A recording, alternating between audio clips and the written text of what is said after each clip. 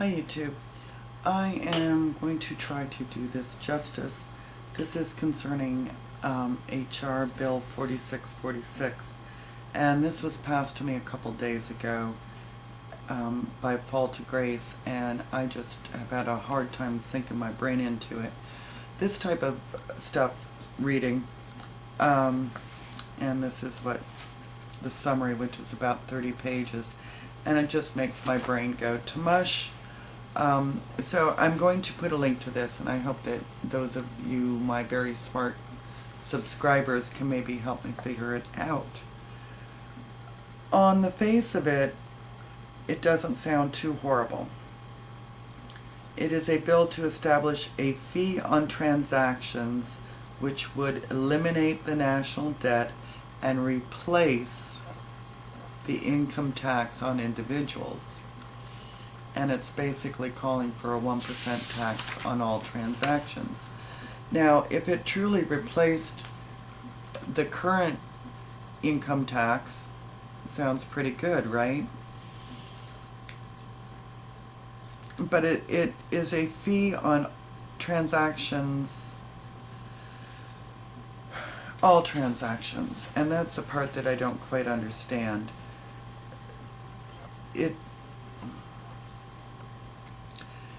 It's supposed to replace existing federal taxes with a fee on transactions which eliminates systemic inefficiency that plagues the current tax code.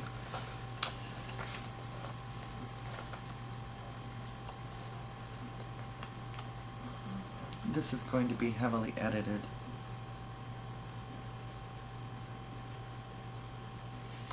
A fee on most transactions. Such fee is different than a sales tax, they say, and it's different than a value-added tax, and the intent is to raise sufficient revenue to eliminate the national debt and phase out income tax on individuals. Although it doesn't really say when going to do that. So my first question is, I'm assuming, since it's the government, they're going to start using this tax before they phase out the income tax, but I'm not clear on that.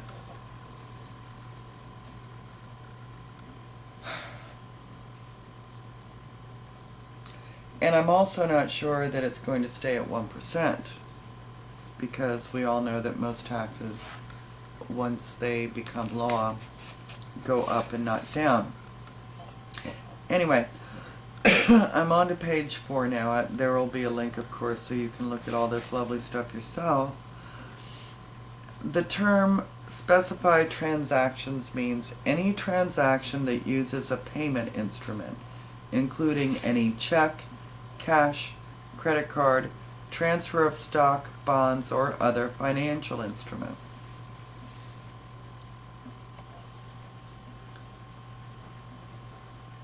And it's for any financial and intangible transactions. And there was someone who posted earlier, I hope I can find his video, I'll link it if I can, who was basically saying that every time your money goes in or out of the bank or transferred even amongst it, you're going to be charged a 1% fee or tax. And that seems a little onerous, and it seems like a really good reason to stop using banks. Let's see. Now, the other part I found interesting is that the person, they're talking about liability for fee. Persons become liable for the fee at the moment the person exercises control over a piece of property or service regardless of the payment method. And then it goes on to say that in the case of a person who fails to collect that money, so if I'm buying something from you, you are supposed to collect that tax from me. If you fail to do that, then you as the seller become liable for that money. So that kind of, is causing each person to sort of be the policeman of the transaction. Now what really annoys me is on page 5, line 7 through 10, I guess it is. Potential exclusions, and this will come as no surprise. Subsection A shall not apply to transactions involving stock and any options or derivatives with respect to stock until such time as, and then blah blah blah blah blah, we get into the blah blahs. So derivatives are exempt. Seems like they could raise a lot of capital there. Then on page 6, towards the bottom, line 19, they talk about phasing out or adjusting your gross income, and I'm a little confused on this, but I suspect that this 1% tax you can put against your current income tax such that it sort of zeroes out for now, but I'm not clear on that. And of course that phases out if you make over $100,000 or $250 in the case of a joint return, or $10,000 or $20,000. I don't know. I don't quite understand that stuff. This is where I get into marshmallow head because I can't completely make sense of it. And then there's a whole big long section that talks about task force and yada yada. The only thing that I gleaned out of that is worth mentioning is page 17 talks about the fact that this has to be voted on by November 23rd. And it sounds to me like they have this on a fast track and that they're pushing it through, and this has got to be voted on. Page 18 talks about the fast track. Blah blah blah, lots of blah blahs in here. Oy. All right, hold on, I'll be back. All right, where was I? And then page 24, the vote on passage shall occur not later than December 23rd, 2010. I guess that's with the House. One's with the Senate, one's with the House. I'm not sure which. And then it doesn't get into any real meat and potatoes again till towards the end. Let's see, page 28. Amendments are effective. Shall apply to taxpayers beginning after December 31st, 2017. And I don't know what that's referring to. The tentative minimum tax, or what? And then it talks on line 7, it starts talking about prioritization for repayment of national debt. And to take into account the national security concerns of the United States. It seems that we might get into trouble if we pay our debts off too early. I don't get that at all. I would think that, if anything, there would be less trouble if we pay our debts off early. And I will be back again. And you wonder why I can't concentrate. Okay, on page 29, make recommendations regarding the application of the transaction fee established under this act to barter transactions which do not involve a payment instrument. So it looks like this is part of an analysis they're going to be doing. It looks like they're trying to figure out how to capture the barter issue.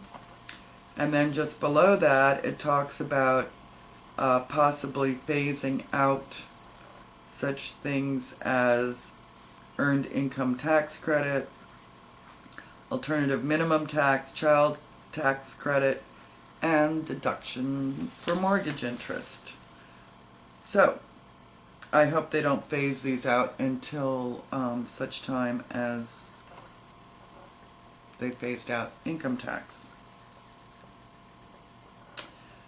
And then they talk about how this fee is going to help things such as Social Security, Medicare, Medicaid, education, or offset those costs. So again, I'm speculating that they are going to be charging this tax before they take away the existing income tax. And then they go on to talk about basically what are they going to do with the IRS now that they're no longer focused on applying tax law, but rather they want them to focus on uncovering waste, fraud, and abuse throughout the federal government. That sounds good. That would be nice, you know, if all we paid was 1% on transactions. I guess that's better than what we're currently paying. Although I think, don't people now who are at the poverty level or at a certain income level, I don't think pay any income tax, do they? Or if they pay it, they get it all back. And I'm wondering, under this 1% tax, they would have to pay that, and I don't think there's any way for them to get that back. And then again, on line 13 of page 30, make determinations and recommendations for methods of phasing out the income tax on individuals before its repeal under Section 4 in a manner which is consistent with the blah blah blah blah blah. So, I don't think I've made this much clearer for anybody, but I would like folks to read it if you feel compelled and see what you can figure out from it and give me your 2 cents on it.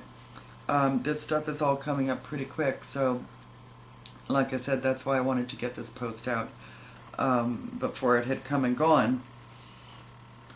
So that's my little take on it. If it truly did away with income tax, might not be so bad, but I have a feeling this is something they're going to slam in on us together at the same time. And also, how do we know it's going to stay at 1%? You know, they have a way of... Oh well, I'm blathering now. Take good care, folks.